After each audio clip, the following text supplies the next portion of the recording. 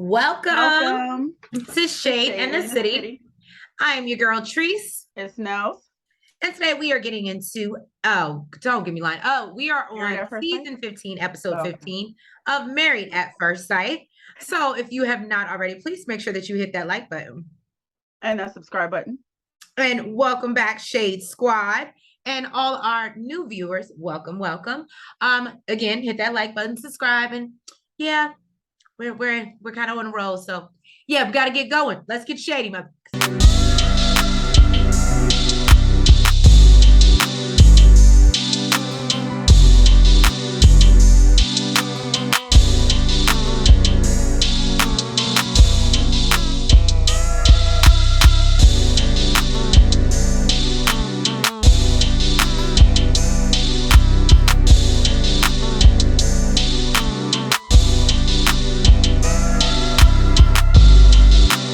Starting back off at the dodgeball game. And Miguel is still talking about how he's handled his emotions over the weekend. And he says that, he usually knows how to find a way out, but he feels like he's hit a wall and he's not really sure how to get past it.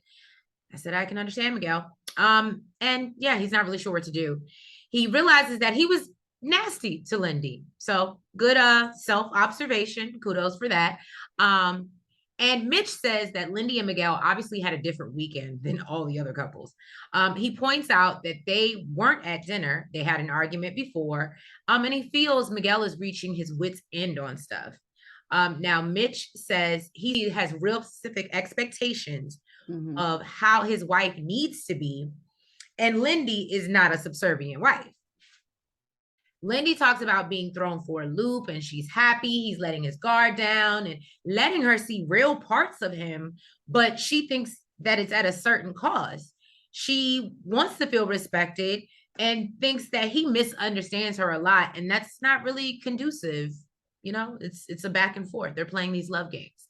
So she says when she acts out of line, she feels like she's being trained and doesn't want to be filtered. Lindy, understand, child. But it's funny because he also feels filtered.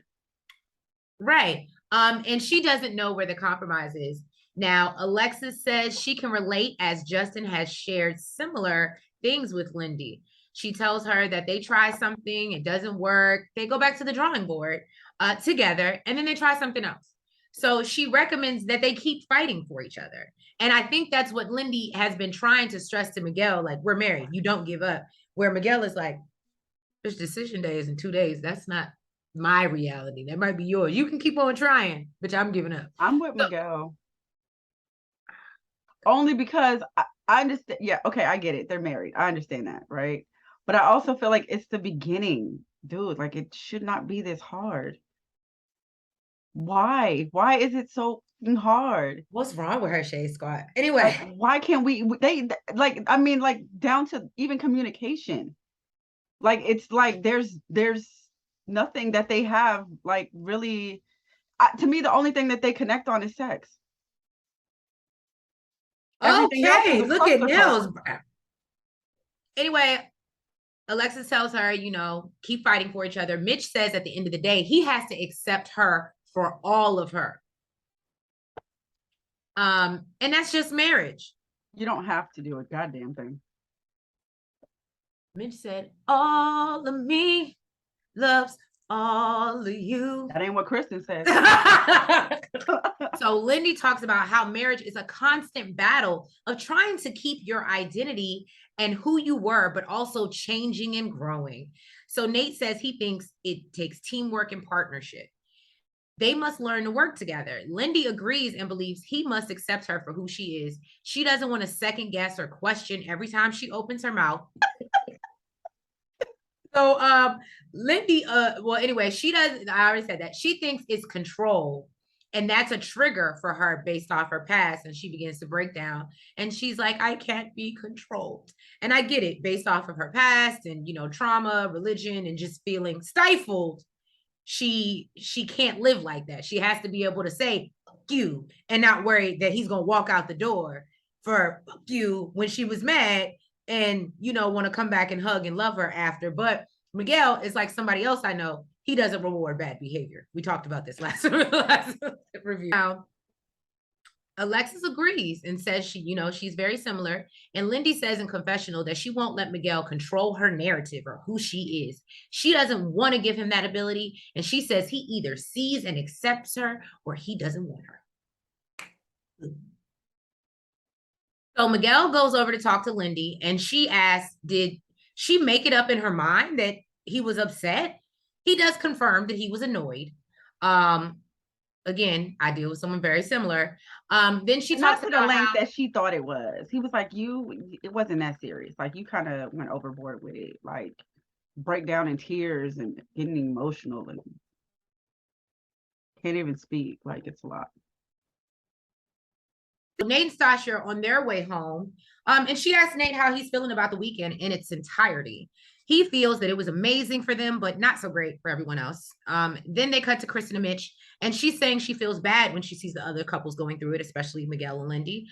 She says that she has to remind herself that sometimes when you hit a brick wall, there can be a breakthrough, and it's good.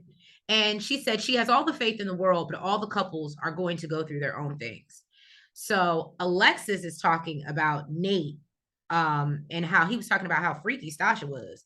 And she wishes she could be freaky and stuff with Justin. Now, Justin is like, well, babe, you can be a freak. And says, well, we have other issues. And he tells her that, that was one time. Damn, that was one time. You gonna really hold that against? I said, are we really doing this? He gonna get on the treadmill and work on his stamina. So then she says, well, is there something in there to help with the thrust? And when I tell you Justin's face was like, bitch, did you really just say that on camera? Like, really, in all these people and you, the thrust? He was big mad. He was big mad. She took me out with that. She said, do they have a machine to help you with the thrust? The shade. Right. Mitch, they're back home.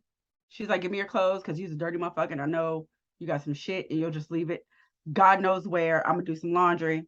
And she asked him what was his favorite part of the weekend. And he says that you were my favorite part. I said, this doesn't even sound like Mitch. Like, I don't know if does it give you like maybe like he's just trying too hard to like appease her, or do you think it's genuine? No, I think he's trying too hard to appease her because decision day is coming. And I also think he was finessing the shit out of her because of what the fuck he's about to do. But go ahead. I feel like when men know they're about to do some stupid shit, they try to finesse the hell out of you before they leave the house. You good? Can I get you anything before I leave? What can I? Oh, I'm gonna miss you so much. I feel like niggas do that shit. And they know they got plans on doing some sideways shit. That's why they do it. Okay. So he says that he loves the fact that she was so comfortable and she felt in her element. And he says that he loves that version of her. Apparently, Mitch has to go away for a conference, which is where Teresa's getting. But he says that he's gonna drag his feet and leave as late as possible, because he want to be around his white feet. But it'll give them a chance to miss each other. And he said, some of his challenges have been, thinking about what his new life with Kristen looks like, but still having some of, those old elements in. And he feels this will be good for him. So he can kind of be like married Mitch, but also be like old single Mitch. First of all, what you not about that wouldn't have. I can't stop you from leaving the house, but whether you leave the house a single man for real is a different. What you not about to do is tell me you about to be old single nothing. And we married, sir. Oh no, I would have been Chris. Oh, okay, you're gonna be single. Guess what? While you gone, I'm gonna be single too. Me and Luna gonna be out here in these streets. I'm gonna be the old single Kristen. Right. She doesn't feel good about him going to be the old single Mitch, but she let him know that her and Luna will be waiting at the apartment for his return. So Mitch has gone to his conference and they have a FaceTime date scheduled. And then after that, he'll be home the next day. So Luna and Kristen FaceTime Mitch and he gives her an update on his trip and says, where he went. He says that he went surfing, did some whale watching, and it was reminiscent of their honeymoon. So, she all in her field. She's like, oh, you thinking about me, boo? Mm-hmm. He says that he hasn't been working too hard. It's really been social. And, he's looking forward to getting back home to her and Luna. Kristen asks if he misses Luna snoring, and he's like, no, I don't miss her snoring, but I do miss you. I don't know. This is just so not like Midge. It's like not giving Midge, but I guess he knows that she wants to hear these things. So it's like, And he knows he's doing shit. So yeah, let me tell her what she wants to hear. Because if she finds out what the fuck I'm really doing, she might have an issue. Y'all know I'm not here for Mitch. I'm waiting for her to say it. But that's why so he says that he misses having coffee with her in the morning and taking Luna on their nightly walks. And, hanging with her and having dinner. Kristen says that they're excited for him to come home and ready for their beach day, as well as, to shred. I guess this means surfing. But, would like to stay like in the beginner stages. And he wants to get Luna in on the beach program and tells her that she needs to bring her PFD in case, she's interested in surfing. Kristen says they're in a really good place coming off the retreat, and she's looking forward to him coming home and seeing, how he felt about their time apart, and them have a conversation about it. So Mitch is back from the conference, and Luna and Kristen are headed to the beach. He says it's really not the best day for surfing, and hungover. She's excited to hang out. But and she's ring is sitting in the car. You are the worst. You are the absolute worst. That's what we holding punches for. Let's just. And the fact that well, you know what? Okay. But yes, he did mention that he was hungover. In the comments. Because I'm sure I'm going to have a back and forth with somebody about this matter. I'm not saying that you can't trust him. Men are going to do what they want to do, ring on or ring off, right? But it's definitely a level of mistrust when you get around a whole bunch of bitches and you take off your ring. That just doesn't look good. I'm just saying. I'll leave that there. So, yes, he does mention that he was hungover. He said that he had dinner. And he was around a whole bunch of bitches. And he did karaoke. Tells her that she would actually be proud of him. He was the one that got the party going. I thought about you doing karaoke. Nigga, while you had your ring off? Get the fuck. So she asked him if his ring was in the car or if he lost it. He goes somewhere in the car. He's like, no, it's right here. He's like, I'm married again.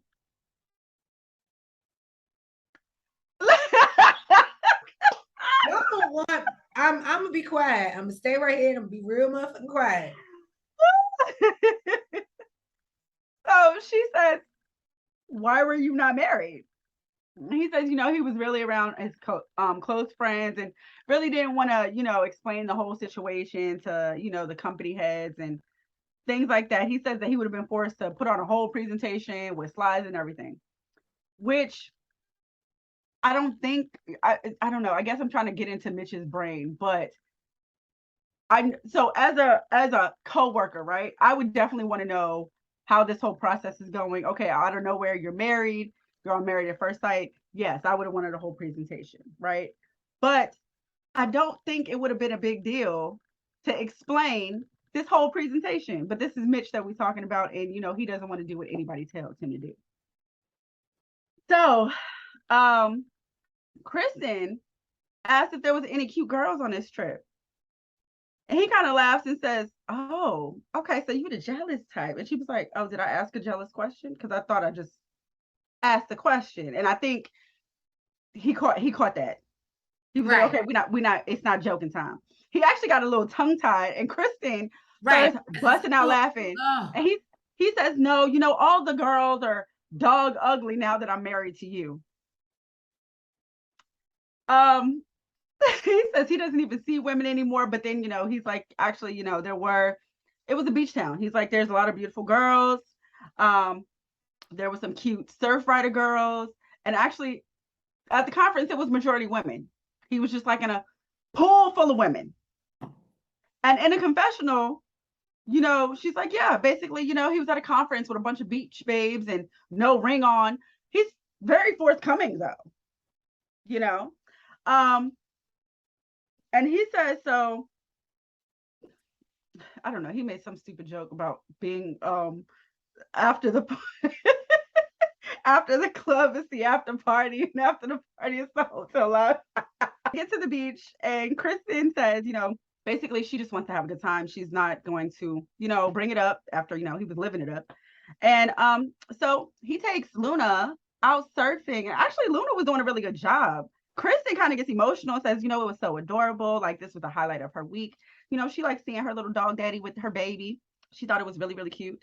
So she tells him that she felt like surfing was kind of like their marriage, wave after wave, and they kept going over them together, but the waves kept coming and smacking her in the face. Mm-hmm. But then, they would get past their break, and there was a moment of silence, and it was peaceful, just like their marriage. Mitch says that he's feeling a bit of separation after being the old Mitch for a week and then coming back to Kristen. And he says it still really felt great, but doesn't know like really what a marriage is supposed to be or what it's supposed to feel. He clearly don't. That is ever present. Lindy and Miguel are home. She says she's so happy this motherfucking retreat is over. She hated every commitment of it outside the prom, but even that Miguel spoiled that for her. So Miguel tells her that he feels strongly for her, and to have these issues terrifies him. So he tells her he wants it to work, but doesn't know if it will work. He wonders, what if they don't make it through it or the marriage? Lindy says she feels that it goes back to fundamentals of love and marriage. And to her, there isn't a question of whether he is her person, and says divorce is not an option for her. Lindy then goes in and says that every time you say, I don't even know if you're my person, and I don't know if you make me happy, all she hears is you're not good enough. And I want a divorce. She tells him he's thinking 10 steps ahead when they're just going over minor little bumps. Lindy reiterates this is what marriage is, and it takes work and understanding each other. She is having a hard time understanding why he's ready to throw in the towel based off a hiccup that they've had. And Nels would beg to differ. Miguel thanks her for being open and said he's happy to hear that because he hated the way he acted on the trip and the way he treated her. I could appreciate the apology. Lindy basically says it's ridiculous to think we're always going to align. This is where I have to be in Lindy's corner. It is, but unfortunately, I'm one of them people. I always want to align. I do not like issues. I just want to be good for a really long time. But Lindy basically says it's ridiculous to think we're always going to align, we're always going to know what to say, or always know how to support each other. She questions, how is she supposed to know everything and doesn't expect that of him? And that's why she always asks for grace. But all she's hearing is he isn't sure. And she tells him if he wants to be with her, he'll make it work. Now that's where I'm going to give it to Nels. No, I need you to address the issues I have with you and how you're going to work on them. And then we can make it work. What I'm not going to do is make it work and you have these issues and you're not addressing them and think that I'm going to accept them. That's one thing I'm going to give Nels. Miguel and Lindy are trying to work out. Lindy admits this isn't her thing and says that she'd rather be the cheerleader and just support. Period. Right. Miguel says that I'm the gym rat. Not the rat. Let me lie. Well, they just got a Peloton in my gym at work, so I might be a rat again. Anyway, Miguel I would be the cheerleader. Miguel says that their honeymoon is over and they're no longer on a high. So now it's about making their marriage work. Miguel gives her an insurance card and she's super excited. And he tells her now she can go get hit by a bus and not be worried. Look, and she, when he said that, I thought she was going to get upset. She was like, no, yeah, I can go get hit by a bus and you'll care. I was like, okay. I'd be like, and this is exactly why you are not the beneficiary of my life. So she thanks him for that and explains that it's helping her feel more secure. She talks about how she's thinking of hyphenating their last names. Miguel asks her, well, what are the reservations? Because again, you said thinking about, and bitch, I gave you this insurance card that was supposed to And be that was the whole shit of the shit. right. And she says she needs to feel more secure and know that they have each other's back no matter what, because changing her last name is a big deal. Well, basically, she doesn't want to take his name just in case they don't work out. And that bothers him. I can understand because the whole conversation was about insurance and Right. last name. You got Right. the insurance card, boo. Right. So Lindy says her doubt is coming from him and how he's quick to jump ship and second guess everything before they've even tried. Sorry, Lindy says he's pointing all the fingers at her. And this is something important to him. I said those were not the right words to use, sweetie. And she's more than happy to be in LOA forever. Forever, ever. And then he says, well, if you feel that way, keep that shit. Keep that shit, bitch. That would have been some me shit. I ain't even gonna lie. And guess what? I hope you get to the doctor in 30 days because your insurance policy is gonna be canceled next month, ho. So Miguel feels things are still awkward with Lindy and felt like he thought it would be a good idea to have his friends over for Nell's favorite game. My note says this, for Nell's favorite game of Dungeons and Dragons. Now, she likes to dress up in her monkey suit. And so apparently Lindy isn't the only newbie there. Apparently they've invited her friend Gabby over. And they're playing with Miguel's friend Frankie. Now, Miguel says he tries to describe the world and says that the answer is never a no. Y'all, I'm not gonna hold y'all. I was so confused. Look, I'm just read the notes and tell y'all what I got, and it's not a lot. I thought it was something you played on the computer. No. So that's why I see. Okay. So they talk about a small pretend town called Mastoria with a dwarf who's an owner of a tavern called the Wig. They go into this role playing and it gets really fucking weird, right? And it's like, what would you do when you met the tavern owner? And that's why I'm not gonna hold y'all. That's all I'm gonna give you. Ain't one I don't understand nothing else. Lindy feels it's important to get into Miguel's passion, but is just as confused as we are. Okay. So okay. So when I saw them like role playing, right? I said, okay, that might be cool. Like if it's just role playing, right? That might be some fun shit. Then when they start to get into the mathematics and rolling the die, I'm like, where does this come in? The different die. I'm confused. She says it's definitely complicated. Lindy feels as he's explaining the story for the game, but he may be talking about them and their relationship. I know at one point he pulled out the devil or something. I said, oh. So now Lindy sits down with her friend Gabby while Miguel goes to the rooftop to talk to Frankie. Lindy talks about how he's been consistent, but then this week has been horrible. Miguel says they've had big miscommunication issues and it makes them wonder about the future and whether they're right for each other.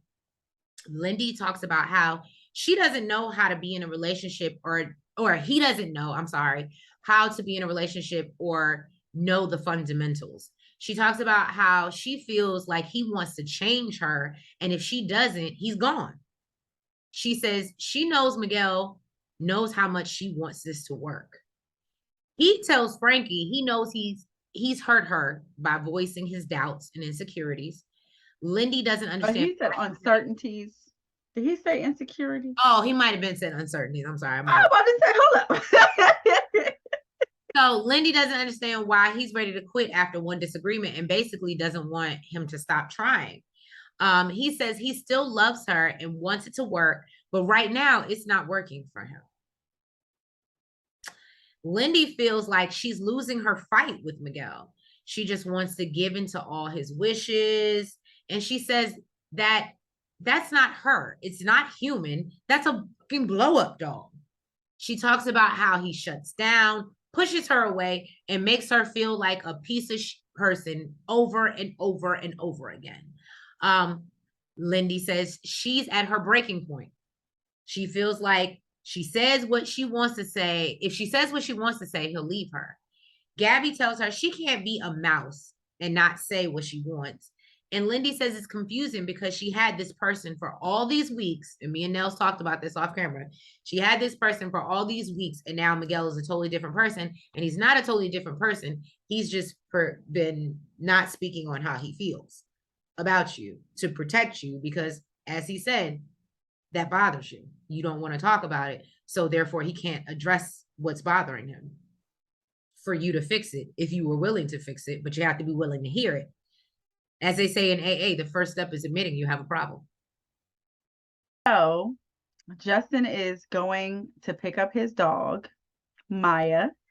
He says he misses her like crazy. Apparently, she didn't come home because she bit another dog while in training, and the trainer felt like, she was the liability. Yeah. You all right, Alexis. No, because it's not about all right, Alexis. Because as Twitter said, and we talked about it in the review, and I pay attention to the Twitter community, and they was roasting her ass because they said, why would you do that? And you're not going to stay with this man. So, he says it's unfortunate, but because him and Alexis are going to share the same household, he had to make an important decision. And, the decision he made was for his family. So he sees Maya. Maya is super excited to see him. Justin says he's giving Maya to his best friend, Chris, who's coming down to take ownership of her. He says that he feels like, she had a bad moment, but she's a great dog. He said, she protected him plenty of times when he didn't even realize he needed protecting. He also says that she might maul your face off. She's a great dog. I mean, you want a dog that's going to maul somebody else's face off. Not the other dog's face, though. Not another dog, but yeah. He's not attacking other people. He's attacking other dogs. So he says it's a burning, hurtful feeling that he'll never, that she'll never see California again. And that's something he's never pictured. He also says that he's going to take her to the house and keep her in a kennel.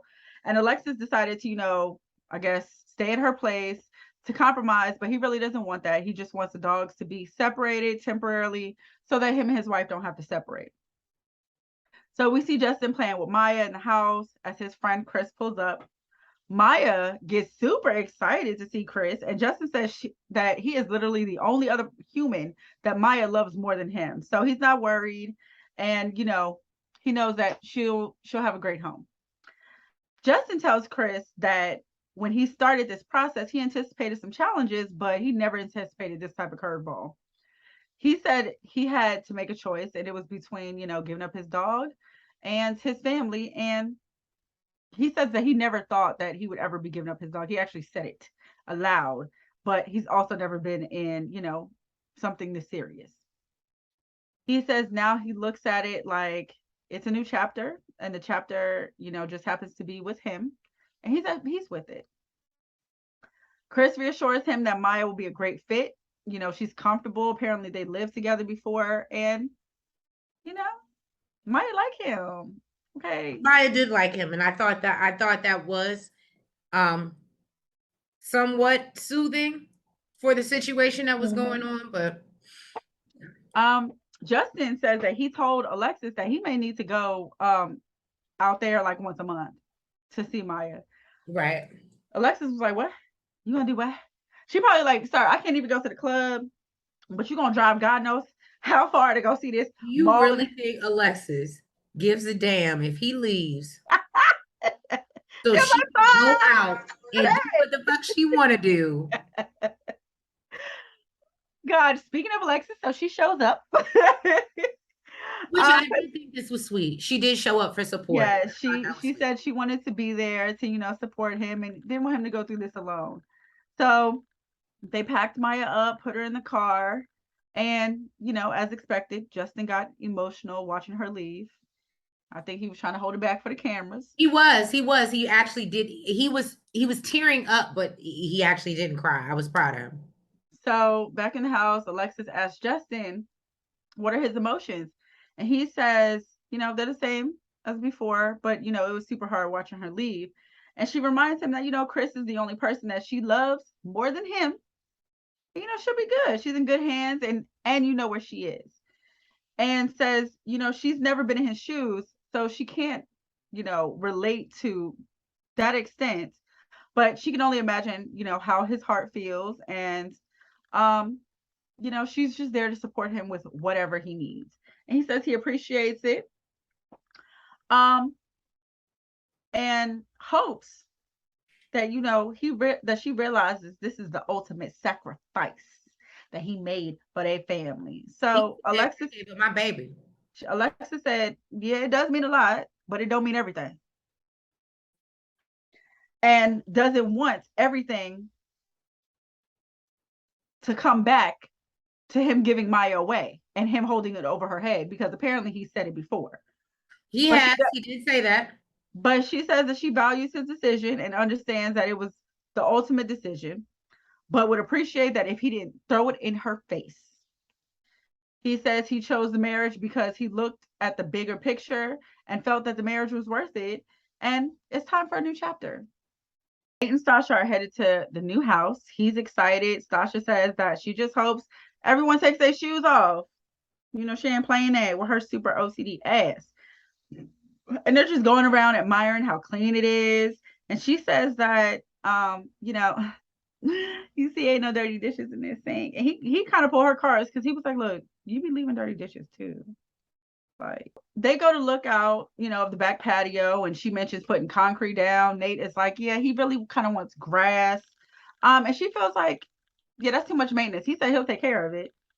The look on Stacia's face was giving, sir, we're gonna do what the fuck I want with my house. Right. But she does realize that she's also looking like, there's some compromises that they need to make. Oh, she needs to make. You said what? She needs to make. It's her house. He's not compromising with shit. He's just living there. And he has to live the way she wants him to live. So she needs to compromise. Yeah.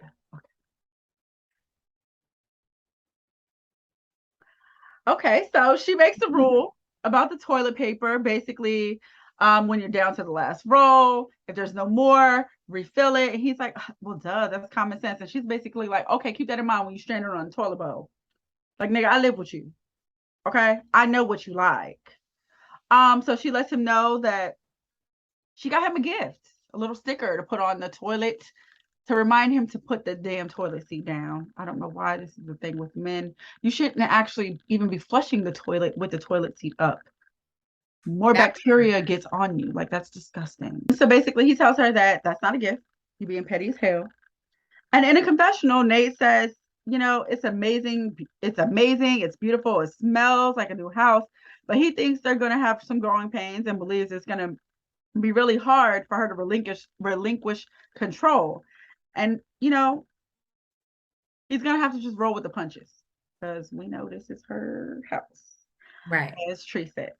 So they sit down and she reiterates that, she's like an OCD clean freak. She don't like scuffs on the walls and things like that. So this concerns him. He's worried about the safety of this house when they have kids. And she says, yeah, it might get dirty, and basically she's going to teach them not to touch everything. She says that's how her mom did. And he's like, okay, well, you just wait until the terrible twos. What if the kids are like me? And they're going to be hard-headed as hell, spilling stuff and drawing on the walls. And she says she's going to watch. He's like drawing on the walls. Yeah, she says that she was like that she's going to watch them. And look, Sasha, I'm watching you. Let me give like you a heads up. Hawk in the sky. I made it 3 years. I thought it would never happen. And he got my ass. Okay? You can't watch them all the time. Right. They might even pretend like they sleep. I didn't even let my son have crayons or markers in the house. My son could not do art because I was that adamant about not having stuff on my walls. And guess what happened? He found something. He found a pen. He found some marker. You remember the time that I thought Lily wasn't doing it? She was not doing it. And I moved the bed when I was cleaning one time, and she colored all over the floor, under the bed. She would sneak and do it. Kids just find a way. Okay. They do. So Stacia and Nate, they head over to the hardware store, and she's super excited. I mean, literally, her heart is fluttering. Like, she is like in heaven right now. And Nate feels that, she's willing to be flexible, but deep down inside, she's basically like, this is my project, this is my project, this is my project. So she asked him, what are all the no's for him? And they go through and pick out things, and she's really like that. She's like a black and white girl, and like little pops of gold. And he's like, okay, I'm with that. I'm with that vibe, that minimalistic vibe. Good. So she tells him that he can have free reign on the garage, but she still has an idea of how she would like it to look. And she says that she feels like she's being reasonable and just want them to compromise with the things that they want. So he's going through the store picking out things because he feels like it's important for him to have his own personality in the home. Even though she ain't gonna let him. Go ahead. What'd you say? Even though she ain't gonna let him. And don't get me wrong, some of the stuff he was picking out wasn't very cute. Ugly. And he says, otherwise he's gonna feel like, uncomfortable in the home, and it's really just her home. So she tells him that, design is her thing, and she has a vision for the house, and she's willing to let him have an input. And he tells her that she can have 50% input and let her decide on things that need to be prioritized. And she's like looking dumbfounded. She's like, what are you saying? She's like, what? Can you explain what you mean? And I love that she did that rather than like automatically catching the attitude, because you can see that she's like, if he mean what I'm saying, what I think he means, I have a reason to catch an attitude. But she's like, you know what? Let's just clarify what the hell this man mean, because I might be out of pocket, And he says, if you want to prioritize the living room, he'll let her prioritize it. And she's like, I don't understand what you're trying to say. I said, all right, Sasha. No, she did. She was like, I don't get what you're trying to say. What are you trying to say? And he says, I'm gonna get it the way I want to get it because I designed it. And I was like, oh, there we go. Basically. That control. That's gonna be the it for them. It is. And basically, yeah, he was like, you said that design was your thing. And she's like, yeah, I did. And she, wants to design it the way she likes. And he's like, okay, well, I'm all shopped out. Like, okay. Right. So then Nate met up with Justin at the gym, while the ladies looks like they were doing yoga in another room. Stacia says she doesn't know, if she's gaining weight or losing weight, but she thinks she's gaining. Alexa's like, boo, that's happy weight. Don't you worry about that. And says she hasn't even stepped on a scale, okay, because she don't need that narrative in her life. Alexis asked her what their living situation is going to be, and she says that once Nate, leases up, they're going to be living in her new house, and tells her they went to the hardware store and he was picking out, all these things. And she was just like, yeah, no, hell no. Like all these like ugly little trinkets and things that you picking out, it ain't working over here. So she says that they haven't got, a compromise yet, but he's aware that, if she don't like it, she's going to veto it. And she says that she just wants them to feel comfortable in their house, but felt like there was a shift after the hardware store, which I agree. So Nate asked Justin, how's married life? And he says it's great. Yeah, well, it was great up until this afternoon when some clarity clicked in. And he says that, he needed some affirmation. So he texts Alexis and asked her if it was going to be a yes for her on decision day. And says, and she says, where's this coming from? So he says, that he just needed to hear it. And basically, he says what it boils down to is she was deflecting. And her response is that she told him was, that she's being patient. And he basically told her that, well, you ain't answer my question. And says, when he gave Maya away, he was under the impression that they were on the same page and felt that there wasn't any doubts. But if there was, she should have let him know, even if it was 98%. And, said, basically like she should have said like, I love you and I still, want this, but I'm on the fence. he says, she's a direct person, and the fact that she's not communicating makes him feel like she just doesn't want to hurt his feelings.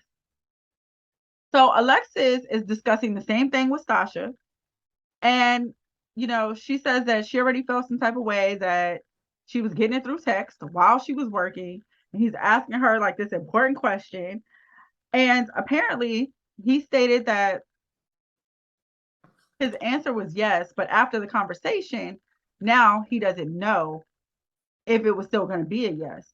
So she's like, how is, like, so your answer is dependent on mine? And basically, yeah, that's what it is. Yeah. So it made her feel like, he has more like that he needs to think about.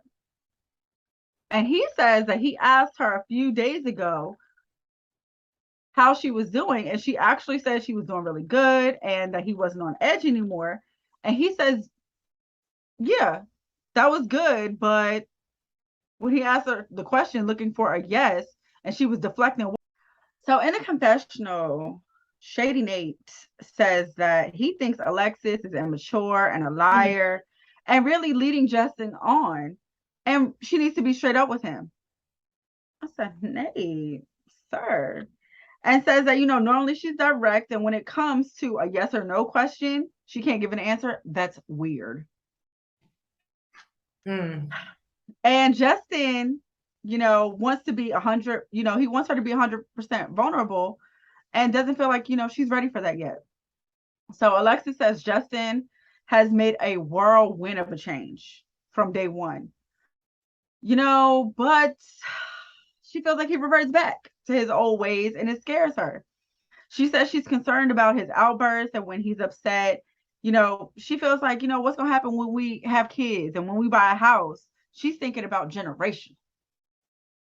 And she says that's when it becomes difficult because once she has a baby, it's too late. And if he hasn't worked on himself or they haven't worked on each other on this common thing, when she's pregnant, then what? And she says a big part of her wants to say yes, basically she says that there's just like a small little piece of her that kind of feels like, can I tolerate this for the rest of my life? And she feels like even the fact that she's using the word tolerate kind of, it's bad as well. She's like, it says it all. So Justin says that he thinks that he had his mind made up and says he's, taking his feelings out of it. And it's all facts. He's full of shit because he don't even know how to do that. And he says he's been working off of his emotions and he ain't doing that no more. He says he didn't ask that question. If he didn't ask that question, he would have been blindsided. So he says that, he gave up his baby and that's his heart and soul. And he felt like, it's his marriage. So he should suck it up and deal with it. Right. And he says that, it's probably like 90% for him. And really, he feels like he got played. So then Nate and Stacia, they go out, they go hiking. And, he says that he's outdoorsy. She's not. But he feels like, it'll be good for them, to get rid of all the chatter. And she's actually seeming to enjoy it until Nate acts like he done found a snake in the woods somewhere and completely terrified this girl. Stacia says that she wants to continue to do things like this, and she doesn't just mean like sporadic. She just wants them to not get so busy that they can't, make time for each other. Right. And he agrees, but he reminds her that, we can't do all this fun shit when we have a newborn. Nate got issues. I mean, it is kind of hard to do shit when you got a newborn. I'm just saying. No, I get what he's saying, but I mean, I don't know if most men look at having babies like that, but I feel that he is fucked up from his trauma.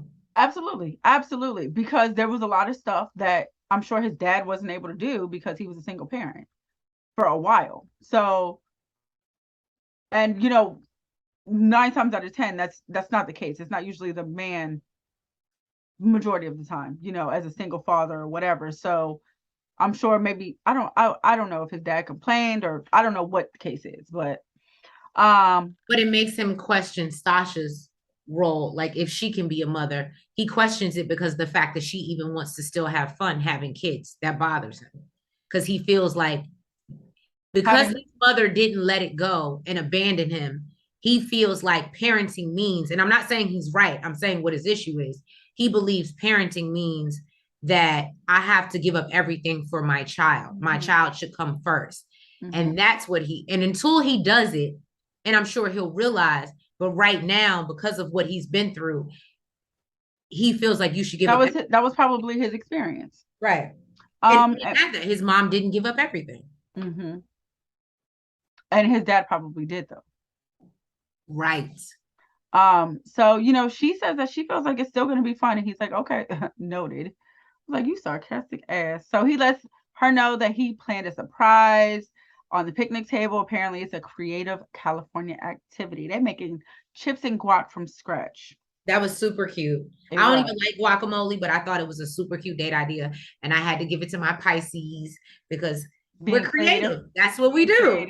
and we're romantic. And this is what we do. So he then brings back up this kid conversation. And he wants to know how she feels fun and kids go hand in hand. And she says she doesn't want to be like a boring parent. She still wants to have kids and still have fun and be able to do things as a family. And she doesn't want everything to revolve around the kids. And in the confessional, Nate says he doesn't think fun and kids go hand in hand. Traveling, going on vacations while having a newborn, he doesn't believe any of that shit is fun. So she asked him what he envisions. And he says, he envisions being a full-time father from at least from age 0 to age 3. And that means him still going on, and he says that means him still going on dates, but not like week-long vacations. Because he felt like he got a whole human life to take care of. And he says with a newborn, there's gonna be like pissing and shitting everywhere, feeding 6 times a day, naps everywhere. You gotta feed and clothe the baby. And he says that don't sound like fun. It sounds like a tough job to me. Yeah. And Sasha says, yeah, it's tough, but I mean, like, it's our baby. Like, I mean, what you gonna do? But, she says that it sounds like, he's not gonna be ready to have kids within a year. Girl, you think? So she asked him if he's nervous about all the changes and transitions that will happen after decision day. And he says a little bit, but, it's natural. It's expected. But it's not like, he's fearful or getting cold feet. And he says for the first time, he's getting immersed with someone, moving in with them and combining finances. And she says, it's difficult for her as well because she's been on her own for a while and she didn't have to compromise at all. And we can see that. But, she says that she's excited and hopeful and optimistic about the future. And he was like, okay, so what's going to happen when I start getting on your nerves? She's like, boo, you already do that. Right. He was like, okay, but now I'm in your house. But now I'm in your house. And she's like, okay, but we already live together. So what's the difference between us arguing in an apartment and arguing in a house? And he says the difference is it's your house. And it makes me feel vulnerable. It's my house and I live here. It's my house and I live here.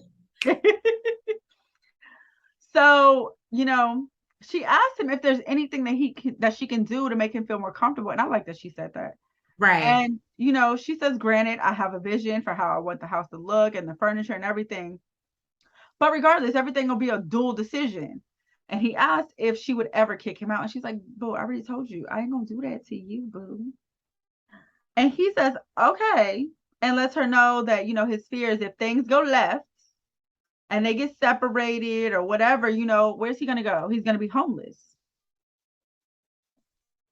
So then Nate and Sasha get back to the house and they're still discussing this kid conversation. But you know what, though? I'm not mad at Nate because he's actually taking it serious. Clearly, he's even giving it thought.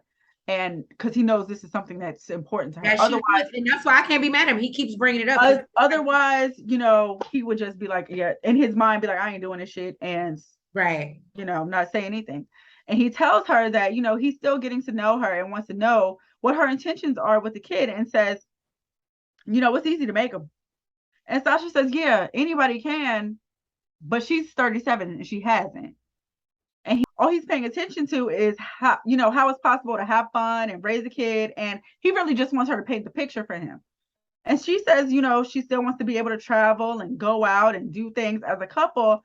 And he's making it seem like, travel is like a foreign thing. Like, you can't go travel and leave your baby. I want to know what your intentions are with these or kids. travel with a baby. Like, that's not a good idea either.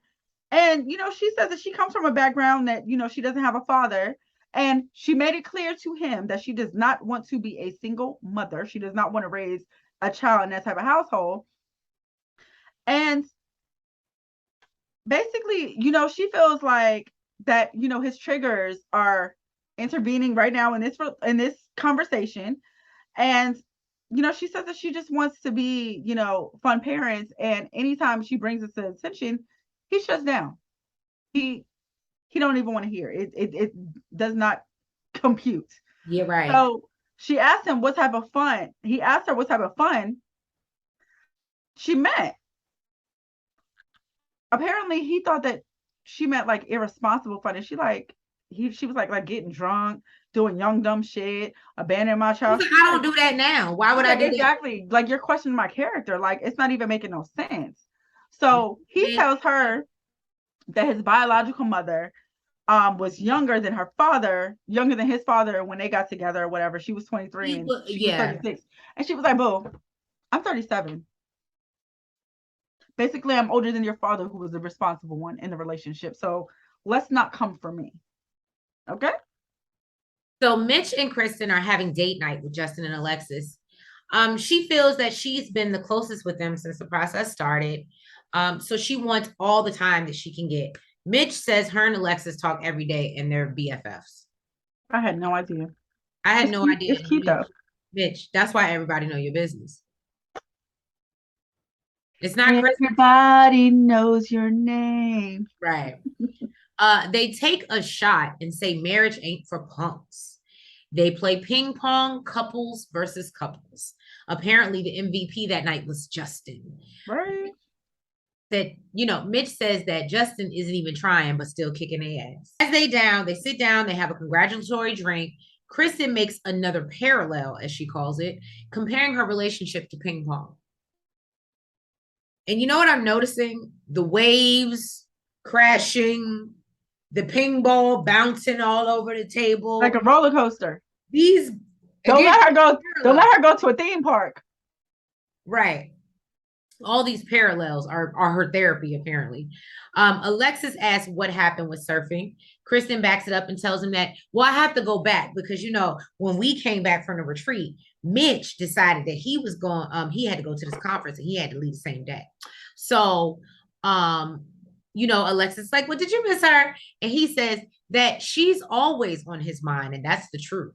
He said he was wrapped up in all the activities and got a little lonely in his hotel room by himself. And let me tell you what the hell that was supposed to mean. You know what? Maybe that's what's wrong with us, because I can understand how people would be like, what's wrong with that?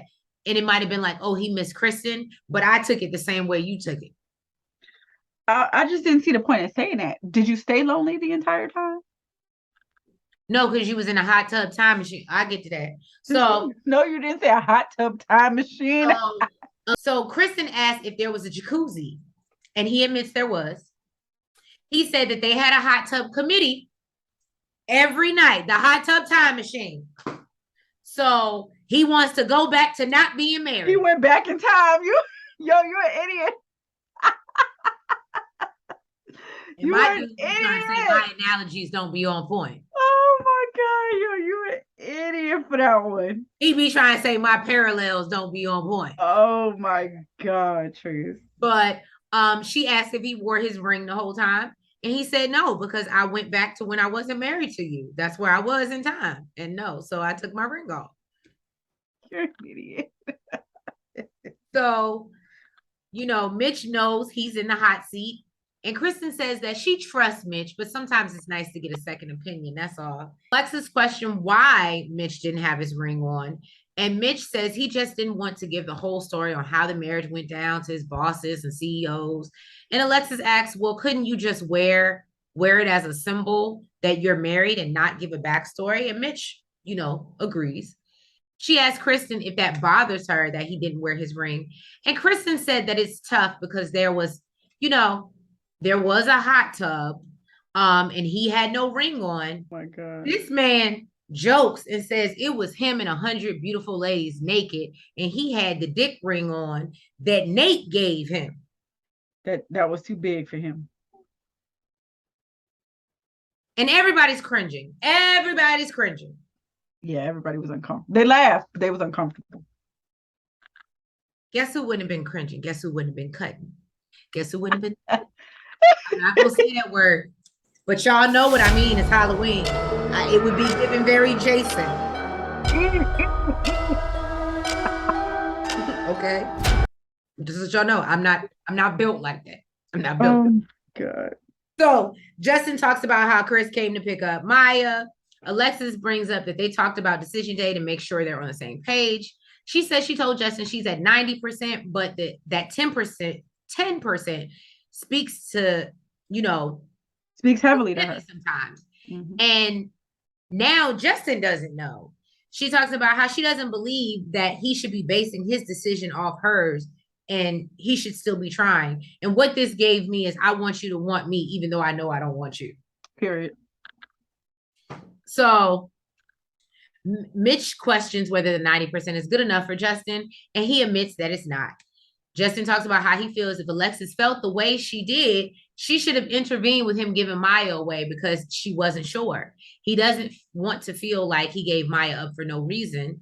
Alexis questions, so you want me to be 100% because you gave your dog away and not because I love you and all these other facts. Now, yeah, she's like, oh, well, you want me to be, if I'm not 100% in love with you, but you want me to be at 100%. And he says he understands, but feels like it's a sacrifice he made for their marriage. So when he texts her and needed that affirmation, y'all know I'm an affirmation girl, and the fact that she wouldn't say yes. All you gotta do is say yes. Say yes. So, and he needed that in that moment. Alexis says she could have said yes, but if it's not really a yes and it's followed by a but, is it really a yes? Is it really a yes? However, she does apologize, and Justin feels like, we're 1 week away. Either you know or you don't. Oh. So then Kristen says, as someone who's unsure herself, and if she was at 90, it would be hard to give an ultimate yes. Mitch says 90% is pretty good odds, and all the ish you don't like about your spouse, it does make you doubt and want to get up and run. And Kristen kind of gave him side eye, like, you sound a little too comfortable saying that. Exactly. So he says that part is going to exist, but it's going to hurt the other person in that moment. Now, Kristen talks about how she sympathizes with Justin and couldn't imagine giving her dog away. However, they have to base their marriages off their marriage and how it makes them feel. Mitch says for him, he feels it's hard because he's been so uprooted from his old life. And when he can't go back to the time machine, it's so restricting. He talks. You are such an idiot. He talks about the things he hasn't been doing since being married, like riding his electric bike. Mm-hmm. And surfing, and I thought he was always surfing, but just doing all the environment. I thought so too. Fun things that he likes to do, and like even if we're not sure how long this marriage is gonna last, and we might not be the perfect match, he feels like he has bigger fish to fry because he needs to talk about the fact that he ain't been able to ride his electric bike. Now, Kristen points out how she wishes he would worry less about having that goddamn bike and in the mix, and would love if he said something along the lines of, you're an incredible woman. I can't imagine life without you now that I've had you. Kristen says if he doesn't say that, she's going to be out on the electric bike. Deuces. Now, Justin brings up, he could just say it and not mean it. And Kristen says, no, because I know who I'm married to. Exactly. That ain't how he work. That's not how he worked. Mitch can't say that he don't mean. She said sometimes he can't even say the shit that he does mean. And Mitch can't say nothing. Yeah, he quiet. And she said, Kristen brings up how because they've had such a turbulent past, she needs to hear that because she doesn't feel it in her heart. She says she's, because she's been the one to make the declaration multiple times in front of multiple people, but he can't say something he doesn't mean. So she just wonders, based off the last 8 weeks, if this is something that she even wants to continue. Miguel done sat down with Lindy. He said he's terrified because he's not sure of what was said after her conversation with Gabby.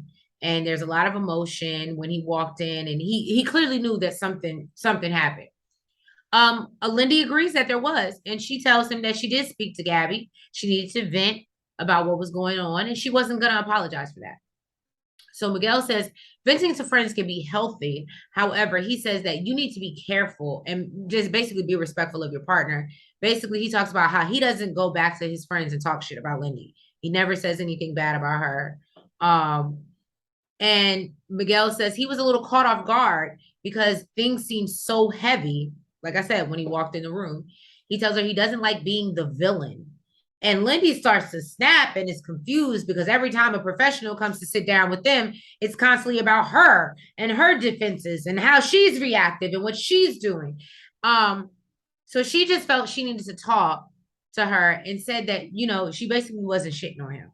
Now she tells him she feels like she's going to lose him if she really tells him what's going on, or basically how she feels. She tells him every time she wants to address something, he's telling her she's yelling or reactive. So she now feels that Miguel can't handle her. And really, she go to her friends because where else would she have an outlet? She doesn't have any other outlet. Miguel says it's too much. He don't want to hear she got to say. He said it's too much. And he basically feels like Lindy is talking shit behind his back and asks, where does she draw the line? And Miguel feels like she should have been talking to him because to him, it seems very self-gratifying that you're going to run to your friends and paint this narrative of how things are really going versus coming to me and talking. And as Nels pointed out, and actually working on what the fuck the issue is. Because that's the only way there's going to be a change, is having the conversation with the partner. I don't like change. Thank you guys for tuning in to another review of Married at First Sight, season 15, episode 15. Right. If you have not already, please make sure that you hit that like button. You comment. You subscribe. And hit the notification bell. And yeah, we will catch y'all next week for, I guess, it's not decision day. It's one more episode. I'm so confused, but why are they dragging this out? But I think it's one more episode before decision day. I thought it was this one, but again, I'm confused, y'all. But they keeping on the show that never ends, and we're gonna be here riding it out, giving y'all the reviews. Love you though. So thank you guys so much for your support. We appreciate you, and we will catch you next week. Have a good night. Good night.